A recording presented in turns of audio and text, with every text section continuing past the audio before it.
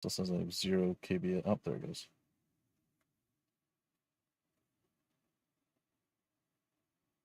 And we're backish. Yay. Okay. Sorry. Right. Power decided to flicker and kill the internet on my end, and boop.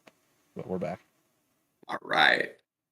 Okay, so I think when we went down, it was right when we were wrapping up that in the PC in the PC Gamer Show, I think it was PC Gaming Show or something like that was the exact name of it. But yeah, it's obviously hosted by PC Gamer, a huge media outlet. That is something that was just ultimately, it was kind of who you knew to get into it. It's curated. So either you had to have a massively interesting game that PC Gamer, a lot of people within PC Gamer were already interested in sending kind of an invites to you for the show, or you had a publisher, or you had some sort of representation, or you yourself were reaching out and really pushing for involvement in it with someone that you knew involved in the show.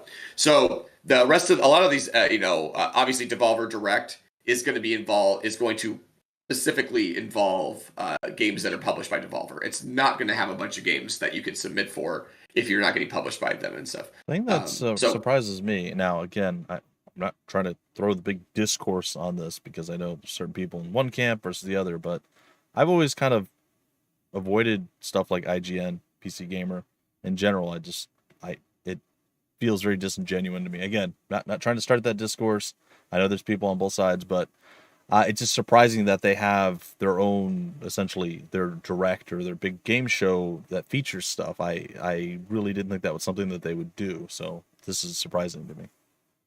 To be honest, I'm surprised Giant Bomb isn't up there. I think that they've got this sort of community for this kind of thing way more established. Shotgun, I would have also assumed.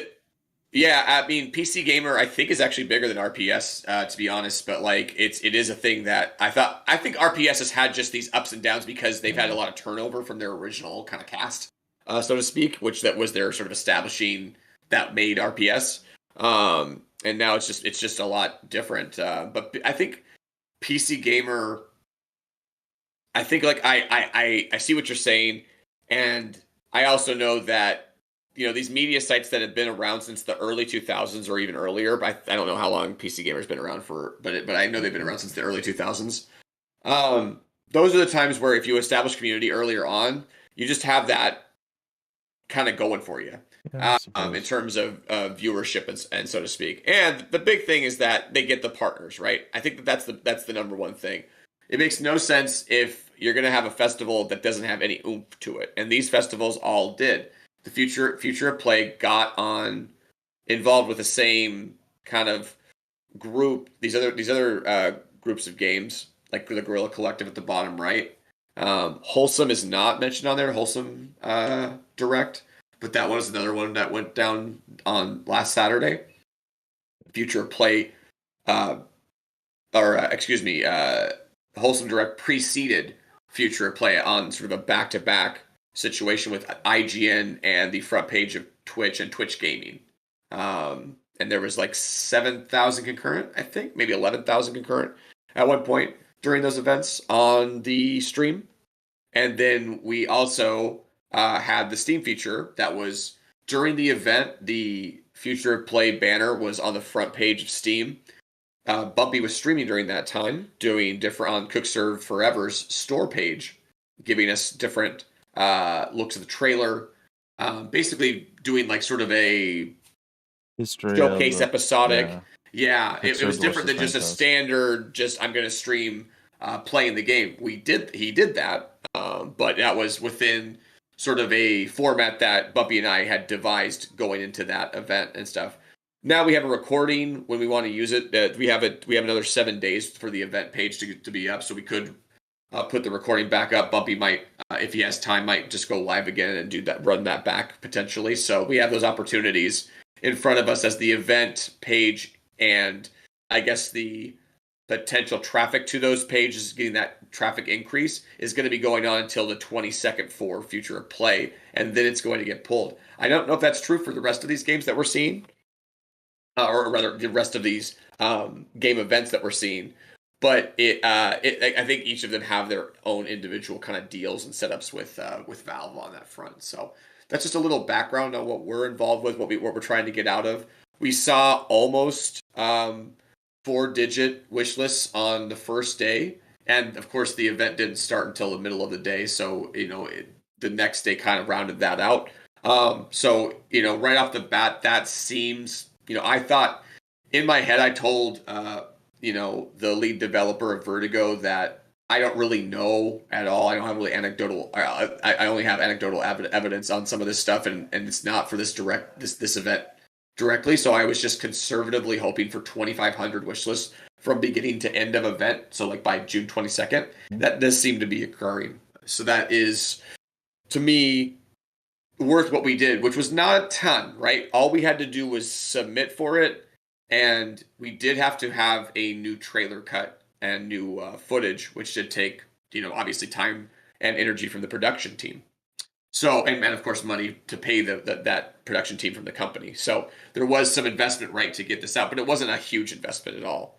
And the trade now to get, to continue to balloon up our wish list from what we originally did when we talked about our original reveal back in April. It's a nice thing, and it's something that I've talked to you both about, what we really want to see for Cookserved Forever is these little, 2,000 to 3,000 wish list pops, spikes, so to speak, every season if possible over the next, 3-4 seasons before the game actually comes out. Which is due out, I believe, the early part of 2023. So most likely in early access on the Insider, the inside track there on the low. We'll probably do early access first because it just worked really well for CSD3. Yeah. It put us in a way better position to release a better 1.0, with one that was more well-rounded, and then it wasn't an elongated early access either. It basically just gave us a chance to iron out anything that the community at large, and that's what we really want with early access, right? We can only get so many testers we can only get so many testers in when we're just, within our own community pre-release. But once we're out on Steam with an early access, we get a little more forgiving. You get a little more. It's a little more forgiving in terms of player reviews and players buying it, because as long as they trust you to complete the game, right, and reach that 1.0 stage. If they have little gripes and stuff, and the game is finished in 1.0, there's a finality to that, and they're going to kind of have some resentment towards that. Whereas in early access, there's just a lot more, it's okay because I think they're going to work this out kind of thing, and there's forgiveness on that front. So that and the reason, I'm not saying that we're going to release a bad release, but as I think Bumpy was pointing out, you don't know what people like or don't like if you only have maybe dozens or even hundreds of people hitting it. If you're looking at, like, if you're talking about the difference between hundreds and thousands, it's a big difference. And in general too, you're now granted you're going to get people still interested in your game regardless going into early access, but the people that either reached out to you or that you're reaching out to generally are there to play your game, specifically like, oh, I want to check this out, I want to play it. So they're probably going to be nicer with their feedback in general. This is a bit more raw and rugged. Also, one other thing that I did want to point out, and I'm sure you might have gotten to it at some point here, but you get an extra visibility pop when you do go into early access. That is a thing that Steam will give you. So if nothing else, it's another way, if you do it right, and it's not just like, oh, we're just doing this for this one reason. But if you do it right and you have a reason to go into early access, you get that extra, here's visibility. We want an early access. Steam's going to give us extra, eyes on the product during that time. So it can only help. So two responses there. So the veteran, what you're saying with the nice feedback or supportive feedback is definitely an issue. You want, like, obviously more direct, unbiased, all that. But also another thing that goes with that is that a lot of times these people that are testing your games are like veterans of your game, right, of your gameplay loop, and so you're not getting the perspective of a new player all the time when you have people that are just super fans of your games testing your games. I played all the other ones that you've done, and it's one of the few, like Cook Serve Delicious 3. When I stepped into it, I'm generally better than average at almost everything I play. I was terrible. This is probably the game I was the worst at that I've ever played in my entire life, was Cook Serve Delicious 3, because I just never played anything quite like it before, and it was rough. But here I am 300 hours in, and probably one of the best in the world. So there you go. Yeah. I mean, it definitely is a game that requires you to learn its system, Yeah. and then get better at it as it continues to challenge you with tougher and tougher situations and stuff. But yeah, so the first thing is make sure you're having it. I mean, and it's hard to seek that out. Is the point? So with early access, you actually get to have people who have no relation to you whatsoever play your game, and give you that feedback that you could make amends potentially for, or just make a good situation better between early access and 1.0. The second thing, Bumpy does point out that when you go on early access, that's a huge visibility pop, and if your early access is really strong, that can kind of carry you and is going to ultimately be your Steam launch. It's something to keep in mind that you usually only have one Steam launch, even if you do early access and 1.0. Yes, you do. That there is truth and lie in that, because the lie in that is that you do get a visibility analytical or algorithmical pop at 1.0. But if your early access was kind of sputtered out and you're not getting a lot of momentum going into that 1.0, you really can't expect a lot out of it. It's not going to be this saving grace if your early access wasn't the thing that really took it off and led it to a solid 1.0. Even with CSD3, we sold way more during early access, the launch period, than we did at the 1.0 launch period. But that doesn't take into account console sales and other things like that, which came out at 1.0 as well.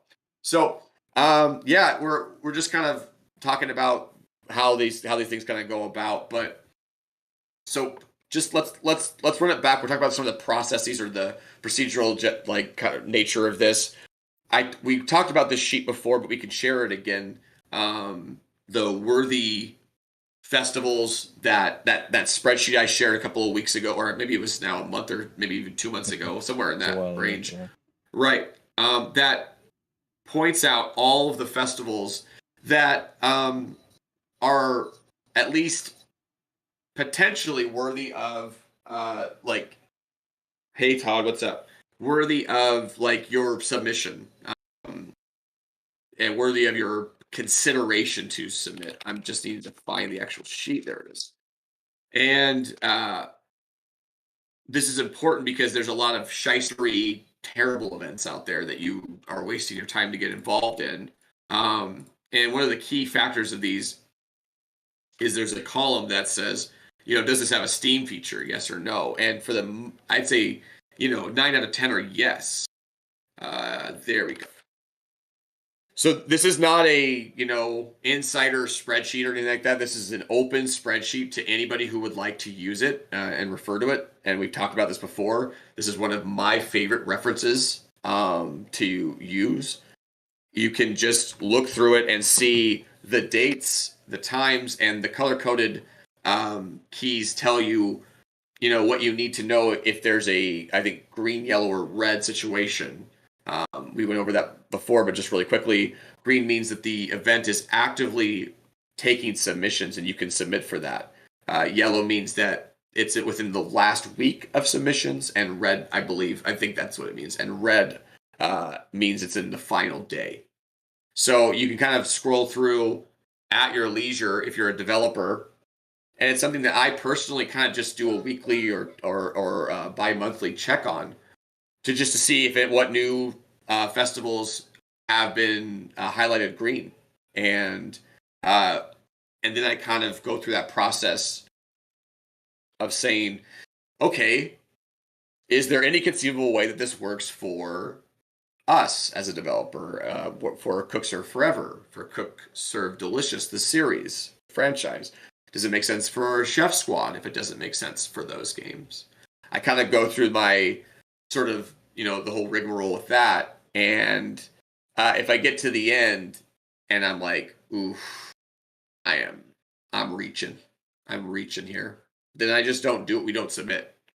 Because you just don't want to submit for something that doesn't make sense to, right? Like it's like, yes, every exposure opportunity is worth considering, but you have to be a considerate person too, or a considerate studio too. Like, I'm not going to submit Cook Serve Delicious for a roguelike situation, because that's ingenuous. That Cook Serve Delicious is not a roguelike. Um, You could argue that it has a very right. small amount of roguelike elements, but you're 100% right. You shouldn't. But it would be a huge reach, right? And Yeah. and it's just ingenuous, disingenuous is what I should say, Yeah. overall. And so that's something that I really that's just sort of my mantra. That's something I take to heart. I think if you as a studio or as an individual are submitting to everything under the sun, you're going to have a bad time, and a lot of the people that you get involved in aren't going to be really thrilled if it's not really the match that it makes sense to be. Of course, a lot of them won't even let you in the door, but maybe some of them that do, maybe because maybe you were duplicitous in your submissions, and you could, I'm not saying that I'm free of that. I've looked at submissions before and going, oh my gosh, how are we going to submit for this if we were going to make this?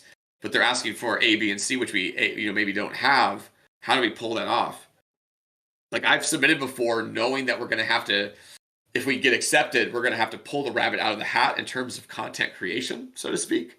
But it's called betting on yourself, I think, in that situation. That's different than saying, oh, I'm going to submit for something, say I'm this, and really I'm not this, or my game is this, and really it's not this. Because then they might accept you based on your submission. Maybe it's a pristine submission. Maybe they didn't do their due diligence. Maybe it's a festival that doesn't require a demo play. So they just see footage of your game, or they just see certain footage of your game, and they accept you in.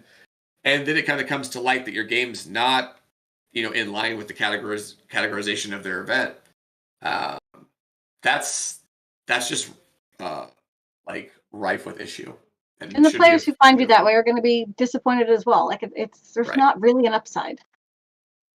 Like we talked about with sponsoring YouTubers and Twitch streamers, you need to find the audiences that are going to give a crap in the first place. Like you're not going to just sponsor or get yourself in situations where like the audience is like, this doesn't work for us, so why would you think we would go rushing to the wish list line, so to speak?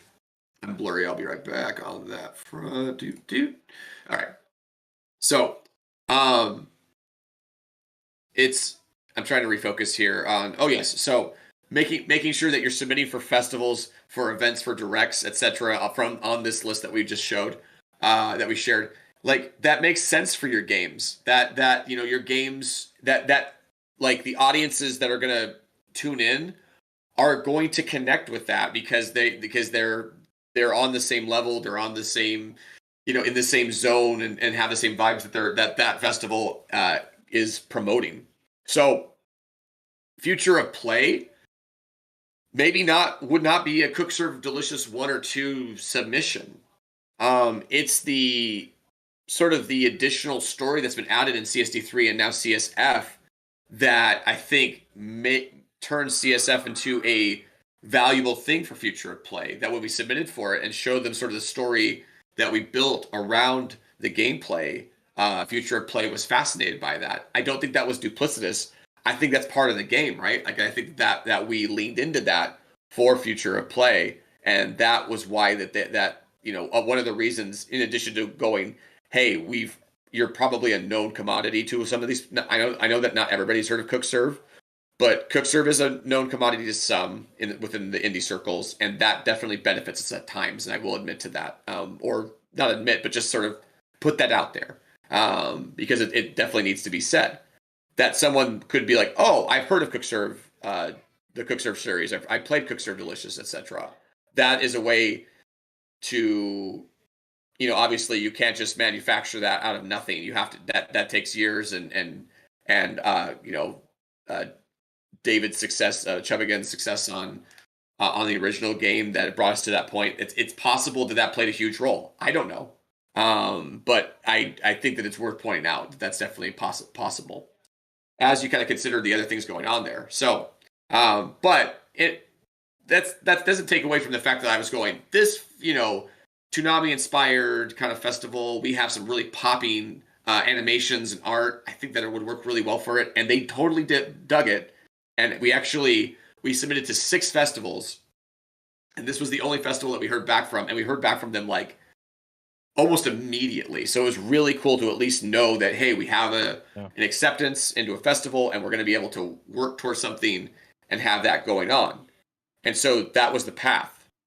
Before I go into what we did for best practices, I know we have about 15 minutes left.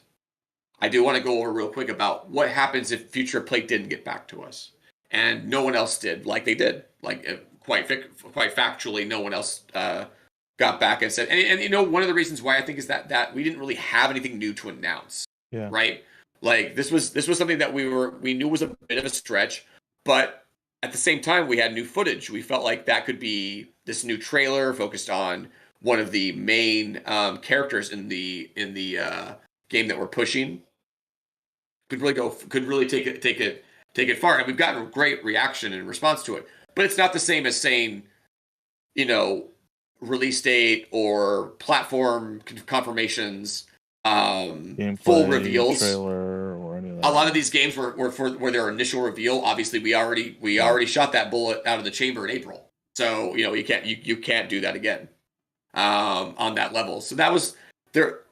I'm thankful, right? Because I feel like we had just enough to get into one of these things, which is great. But very, very reasonably and possibly, we might not have. And before I go over that, Bumpy, did you have anything to chime in with, or Tiny Disaster, before I go into some of what happens if you don't get into these things and what you want to do if you have a game going or in development towards release, and what you want to do in that case? Well, I just wanted to point out that, like you said, we concocted or came up with an idea of what could we do that was more than just, hey, we have a new trailer, essentially. And we decided we were going to do a live stream that kind of alternated trailers back and forth, always pointed back to it, request wish listing, you know, doing all the stuff that you want to do on Steam. And we said, you know, this is the next in line for the Cook Serve series, or Cook Serve Delicious series. And here's where we started, and here's where we've gone up to this point. So we mixed in some Cook Serve Delicious 1, 2, and 3, and we kept cycling through and showcasing the game, the growth, and I'm familiar enough with it that I could kind of say, you know, all right, we have just some funny emails here, this has changed, the control scheme is different, and so on and so forth. We were able to continue to go with that and bring more to, you know, the table, essentially, than just, hey, we have a new trailer. So that's kind of outside the box thinking, like, what can we do with what we have that could make it more interesting? And we did it. So responses to that, it was that we wanted to get creative with the idea that we could store page stream on Cook Serve Forever store page, but we actually didn't have Cook Serve Forever ready to play yet. Yep. So we didn't want to be we didn't want to be disingenuous or duplicitous in this regard. So instead, we put together like a formatted show that really that Bumpy was very, you know, upfront with, in terms of, here's how it's going to go, here's what we're doing right now. And even when he wasn't mentioning that, it would say we made sure that we had overlays that would explain to you, you're not watching Cook Serve Forever right now, you're watching gameplay from Cook Serve Delicious 3. I feel like that's really, really important. You know, do not skip that kind of step when you're going through that process of, we're going to try to take advantage of having a lot of people coming into the Cook Serve Forever store page, but we don't have necessarily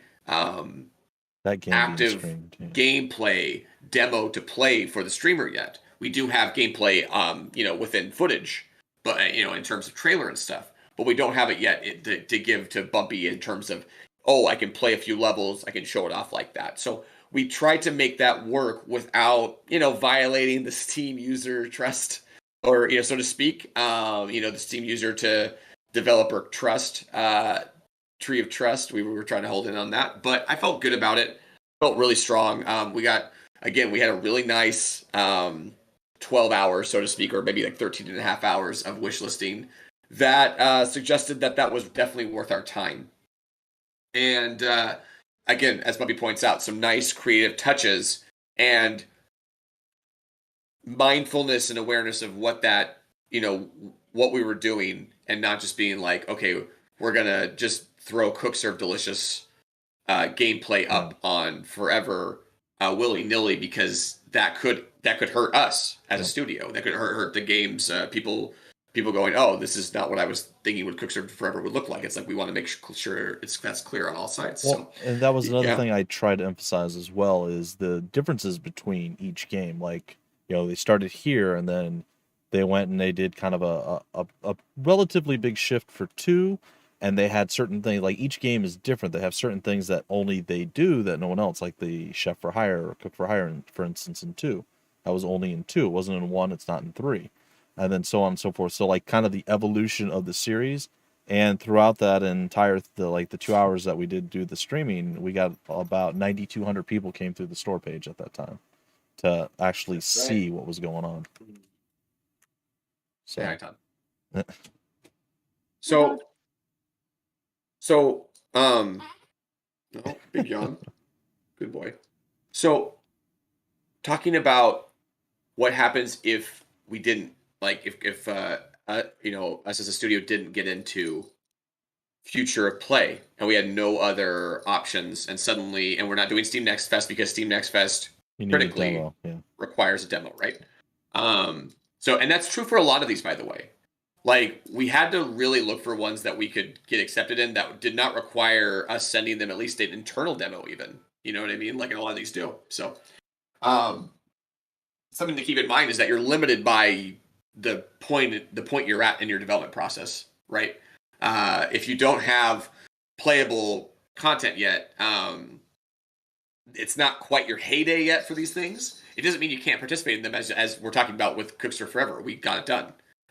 It just, again, we had to get way more creative, and it was post initial reveal, but prior to internal demos, public available demos, all that kind of stuff. So again, had to think outside the box, how to get this done, how to make it interesting, something that we could promote with pride, right? Like, and not just being like, ugh, like this is not something that we feel like we can put our full weight behind. We felt really good about the situation, and that's paying off. That's really good and stuff like that. So if it didn't happen, I think one thing that I read that I definitely agree with is I think two things I read on socials. One was, if you are connected with anybody in the industry this week, or in early June, you're probably going to want to leave them alone because they are completely swamped. And that meant that they were talking about like platform holders, they were talking about development studios, they were talking about basically everybody that is having to be some involvement in this big push in early June. And then the other thing that was pointed out was, if you are not getting the backing of one of these festivals, events, big sponsors, etc., if you're not if you're not riding the wave, so to speak, we'll talk about this a little bit. If you're not riding the wave of one of these events that has all the, bells and whistles and taking care of all the PR and promotion and stuff, you do not want to basically do anything. You do not want to be trying to get attention at all during this time. You need to be deferring to, afterwards, a while. And because there's only so much space, right? There's only so much room. And we've talked about how big releases, like super mega releases, can black hole the industry at times. Elden Ring, great example. Recently, not the biggest example, but a great example for sure. And that's true in like weeks like last week. Last week was a black hole if you weren't involved in the actual events themselves. If you weren't getting the promotion and getting a lot of the big accounts and big organizations pushing, your game title and all that kind of stuff out on their socials and that kind of stuff, you trying to do any grassroots stuff is disastrously bad, like in most cases. Can you pull it off? Are there exceptions to the rule? Probably. Of course. Yes. I mean, but I would not be the person to want to try. You're very much fighting an uphill battle, and it's not yeah. going to be the best time. And so if you have something perfect for this time, find a way to make it perfect some other time, or really maybe scratch claw, see if you can get any kind of legitimized event during this time. But in most cases, deferring isn't going to kill most studios or put them in a bad position to do it when it's a little bit quieter.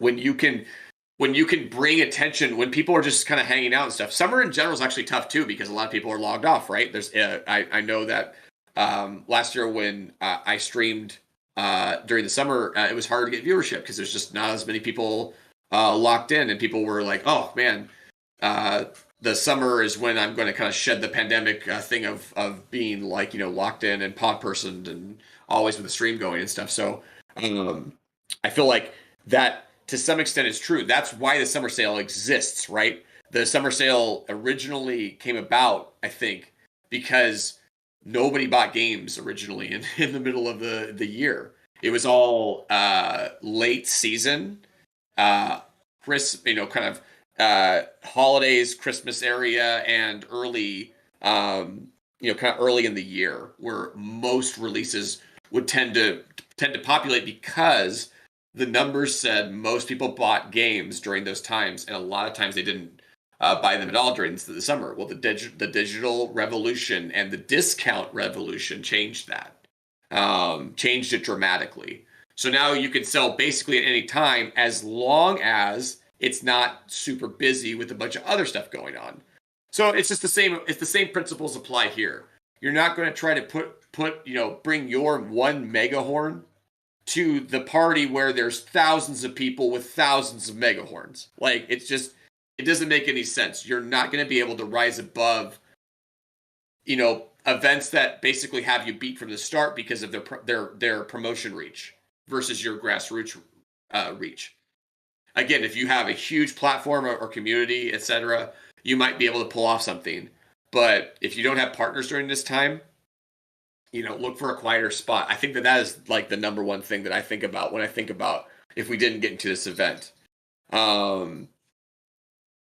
We still probably would have done something to try to ride some of the wave, but we wouldn't have put any kind of investment into it monetarily, and very little actual time and effort probably on the social media side, just to give us a chance to sort of, I know David, Vertigo's lead developer, has in the past done like fake E3 announcements as like a parody joke kind of thing and stuff like that. So that makes sense to do if you have an angle on that within that week and such. But it wasn't something forever in space. Yeah, he didn't put a lot of effort into it or anything like that. It was just like, that's a clever tweet, and I'm going to put it out at the right time because everybody's talking about it. Social media style tiny disaster. Everybody's talking about this. Okay, I'm going to craft a funny thing that is topical for this, right? Like, that makes sense to do, but it doesn't make sense to say I'm going to go all in without connection to any of these other events and try to get a lot of visibility on my game. So that's sort of my my 2 cents on that front. This goes along the lines of one of the things that we painstakingly do at the Indie Brothers, and that is when you are wanting your game to release, we go through the giant list of games that are coming out and the giant block around the time you're doing it, and we try to find the best possible scenario where you have the least competition and the best chance to get on Steam's new and trending and so on and so forth. That's why oftentimes you'll see developers narrow down their release date to smaller and smaller windows, because they're like, all right, I think I want to release sometime in 2022. All right, I want to release sometime in August. What's going on in August? We'll know a little bit closer to the time. So then we go, all right, August 3rd or August 10th or 11th. Oh, we should avoid this because this is happening. So this is kind of goes along with what you're saying, but in a slightly different context. And it's one of those things that's critically important. You don't want to release your game at the wrong time. You don't want to push without the power behind it at the wrong time as well. Yeah, we know it's not just game releases that cause these sort of black holes. It could be events. It could be just combinations of things kind of pulling together at times. Like you wouldn't release a game during the Steam summer sale. Like, it doesn't make any sense to do that, right? Like, I actually think they don't even let you do that anymore. Okay. They might. But it makes sense that Valve would say, no, we're just not going to have anything new come out during these couple of weeks. Good luck getting any visibility over they just get buried. Of the store being on page. And they changed the format of the front page anyway to where their new releases really don't get any kind of buzz. There might be like popular new releases in a tiny little section, but it's not all the the way same. at the bottom, like 700 Right. scrolls later. Yeah. Massively different, right? Like, so to wrap up a little bit, you get through. The big thing is to kind of work with the event however it makes sense to. You don't necessarily have to do anything once your submission gets accepted and you've provided the assets that are required for said submission. That's something that's really important. A lot of these submission forms nowadays, thank the lords and the gods, are super easy Google Doc, kind of as Google submission forms, as opposed to some other events that I have more or less said, I'm never going to submit to you again because you have these unnecessary hoops to jump through, these questions or requirements of assets that just are more or less a waste of time. Almost feels like, you're tooting your own horn to have us create assets for you for your submission and stuff like that. I'm not going to name any names, but there's a couple of events that I just loathe when I look at their submission form in terms of what they ask for, because I'm like, it's not necessary what they need, and they often require video creation over just us just telling them. Like these questions of a lot of time artistic design or influence and all this kind of stuff. It's like I like the Google form that is asking for what's your developer name, what's your game name, are you doing something special in terms of announcing, revealing, etc. What can you provide us in terms of assets? Submit. It is amazing how many more events get this nowadays, that they don't need to have, paragraphs and paragraphs from these developers. And guess what? They're going to have bigger crops to pick from. Yes, they have to curate more, and that is something that maybe those organizations can do by adding those extra questions, is that they're going to limit the amount of people that actually want to get through to the end of the submission form. But that's true in both. There's pros and cons to that, because you're not going to have the same pool that others can say, oh, this takes me 5 minutes to submit to if my game is in the right shape and in place. Hey guys, to go. So I love once you get it submitted, once you get it accepted, then it's really, Julian, you need to be quiet. Okay, I'm talking on the stream. It's a place where you have to then sort of work with the organizers and the other developers involved to just do your part for cross promotion. You don't really have to do anything, but it makes sense, like in our case, to pump up our community to show new footage off of Cook Serve Forever, right? So we informed our community about it. I actually think we could have done a better job. We didn't really do a whole lot on Discord for our community, and I think next time around, that's going to be something that we emphasize more. Post-mortem, sort of looking back on the event, and I was out of town. Bumpy was super busy. David was very, very busy and stuff. So we just kind of had to get through it. We knew we had this going on. I told Bumpy it's not going to be optimal. I'm going to be out of town. I'm going to be on my phone, that kind of thing. So, looking back, are there things that we could improve upon the situation? Of course, but I wasn't in front of my desktop the week leading up to it like I would have wanted to be, and really running the ship, so to speak, or being at the helm, so to speak, like I would want to be. So next time around, and the event was on a Saturday, which is just so weird. A lot of times these events are in the middle of the week, in the mid-morning or midday, at least Eastern time. And this was not that. This was a mid-morning or early afternoon Eastern time Saturday event. Again, E3 happens Tuesday through Thursday most of the time, so even related to that, it didn't make a whole lot of sense. But it is the reason why it made sense is because there was a trillion other events going on, and they needed to find that one pocket of time for themselves, where they weren't battling a bunch of people, and that's the truth of it. So we rolled with it. And we set up our social medias. We set up the stream as we talked about before. We went over that in detail. Bumpy did, so we don't really need to go over that too much more. That was sort of what can we control. We know we're going to get visibility on our store page in a way that we haven't previously since the initial reveal, right? So what can we do? Let's get a stream going. That we ended up recording so that we could run it again, because it wasn't just a stream It wasn't just a generalized stream. It was a very specific for this event kind of episodic thing that we can rerun now, or have Bumpy just run it back live again. Because we talked about the differences of pre-recorded versus live as well. So it's something to keep in mind, that you control what you can control, but more or less you're going to just hope for the best, and that the event organizers are, what they say they are. Julian, please. And provide the value that you expected to get when you first submitted from a resource like the Worthy Festival sheet, right? You're going, I expect some value out of this. I don't know exactly what it is yet.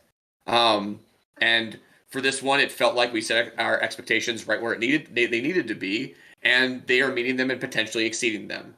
And that's a great, again, step in the development process, in the marketing PR process, in the pre-release analytical build-up process that we're trying to do prior to our initial launch of the game, which will probably be a Steam Early Access release in early 2023. So it feels right. It feels like the next step now is to find that next festival or event, etc., that we can get involved in fall, and then maybe or winter.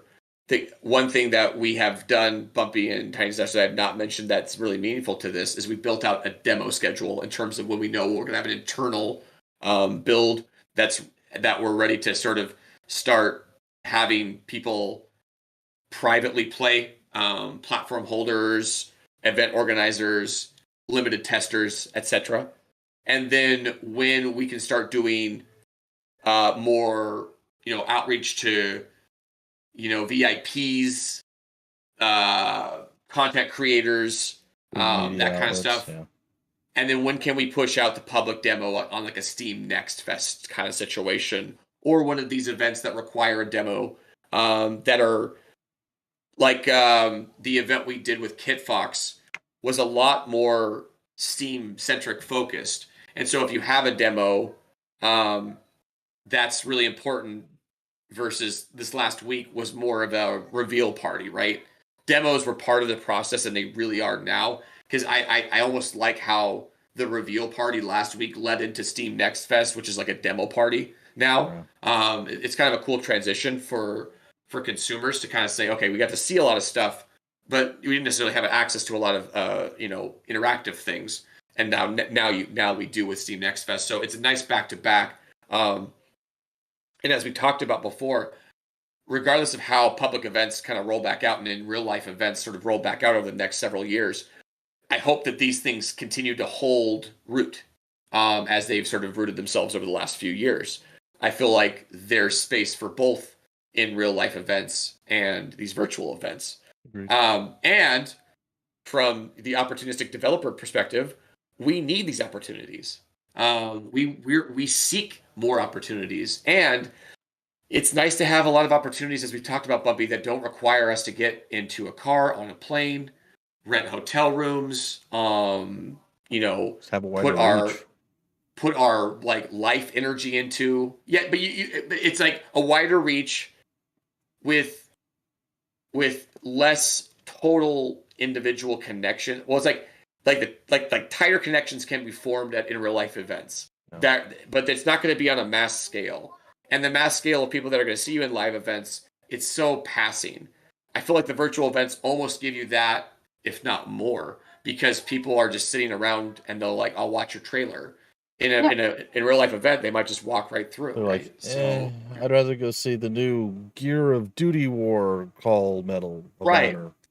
But it's to each their own, as Bumpy pointed out. There's just different people that dig it in different ways, and I like that there are options now for people to consume this kind of stuff, to interact with this kind of stuff. So hopefully it continues.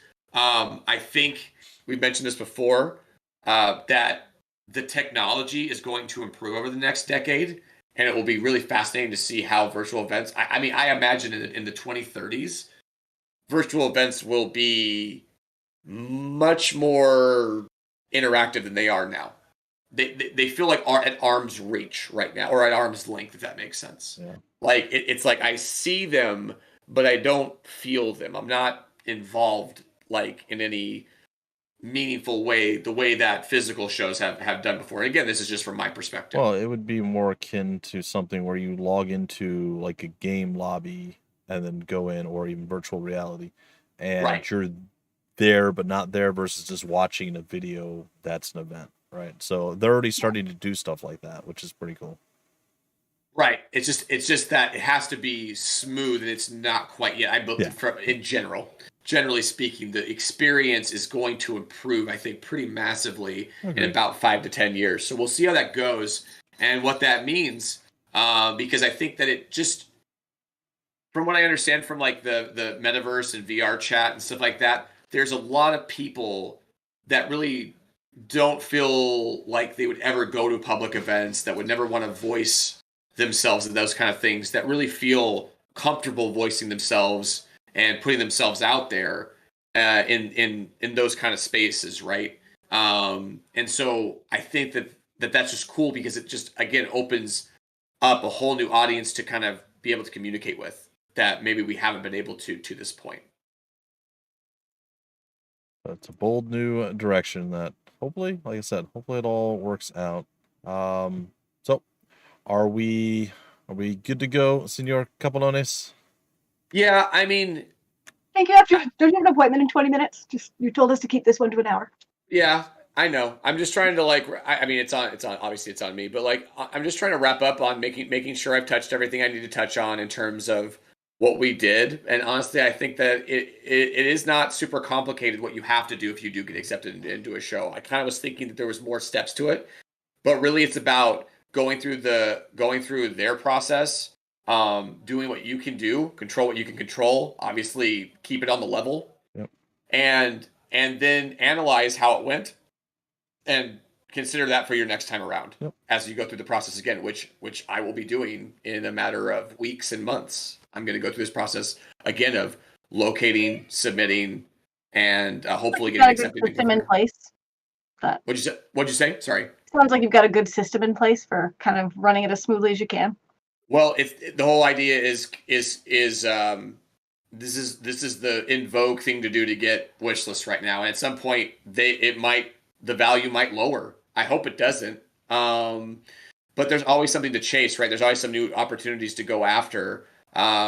And whether, I don't know if the Taipei game show showed up on this Worthy Festival sheet, but some developer discovered that was not involved with, that region, and basically got a game success out of that. And those are the kind of things that you just got to be head on a swivel and aware of and open to, that could really make all the difference if you have a game that is really great, really fun, really solid, but like many games nowadays, has trouble breaking through in this kind of environment. So it's just something to keep in mind. Don't pull any punches. Go after it. Find really, neat, cool, weird, creative ways to get your game out there, in addition to the fundamental ways that we all have talked about in numerous times on this stream, of prepping for Steam and making sure you're going through all the best practices with that. So it's a juggle, but that's what this industry is about for a lot of us, and definitely for on the development side. You're always kind of juggling to say what makes sense here and how that relates to your team, your development, the game's development, all that kind of stuff. I'm wrapped. I am 15 minutes late, but I have 15 minutes still. I can work with it. So that's no big deal to me. But I do appreciate you keeping us on time, TD, and appreciate you both for entertaining us to have us get this done in like an hour. And obviously from a consumer or from even a content creator standpoint, we could probably get into a whole litany of other things, specifically with all the different game announcements and things like that. But that is for another time. It is. All right, ladies and gentlemen, that is going to do it for us this week. We should be back next week unless something terrible happens, which hopefully doesn't. And we'll just discuss whatever is on the agenda for that week that we decide upon. So thank you all for stopping on by. We are the Indie Brothers, and we'll see you guys next week. Bye.